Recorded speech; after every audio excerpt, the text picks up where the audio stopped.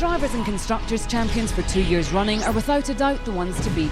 They were hugely dominant on Saturdays, claiming 18 pole positions from 19 races. Mark Webber will need to be back to his best if he's to stop double world champion Sebastian Vettel. McLaren are chasing their first driver's title in 4 years, their first constructors in 14. It's unprecedented to have two world champions team together for a third season. But if the car's up to it, both Jenson Button and Lewis Hamilton are serious title contenders. Fernando Alonso once more heads the Ferrari Challenge this season with Felipe Massa alongside him. And it looks a challenge already. Pre-season testing didn't go well, and technical director Pat Fry has already said he doubts the team will be able to get onto the podium this weekend. How quickly they develop a better car is the key to Ferrari's year. Mercedes, fourth last year, followed the trend of the front-runners in retaining their drivers. Michael Schumacher is yet to achieve a podium since his return 2 years ago. But both he and Nico Rosberg have confidence that Ross Brawn's engineering recruitment drive will pay off soon. Renault has evolved into Lotus, but more importantly, the Iceman returns. Kimi Räikkönen is back and makes it 6 world champions on the grid. He showed no signs of losing his touch in pre-season testing, even with the team having to miss the second test with a chassis problem.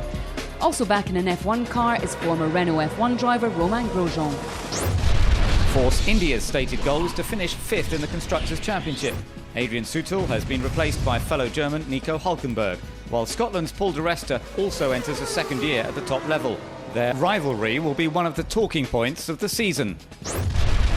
Sauber have retained their dynamic young duo of Kamui Kobayashi and Sergio Perez. The midfield battle was tough for drivers and constructors last year, and Sauber finished 7th behind Force India. While the car design and Ferrari power at Toro Rosso indicate continuity, there's none in terms of drivers. Alguersuari and Buemi have gone, replaced by 2 former winners of the British Formula 3 Championship, Australian Daniel Ricciardo and French rising star Jean-Éric Vergne. Williams managed only 5 points last year, giving them their worst ever season in Formula 1. Veteran Rubens Barrichello has been dropped for friend and fellow Brazilian Bruno Senna.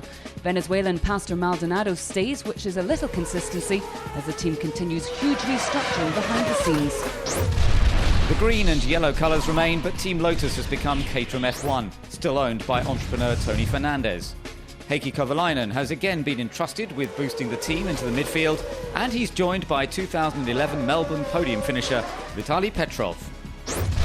HRT managed no pre-season testing after their car failed to pass the FIA crash test. The team may still be inexperienced and young, but the drivers certainly are not. 41-year-old Pedro de la Rosa made his F1 debut at this race 13 years ago.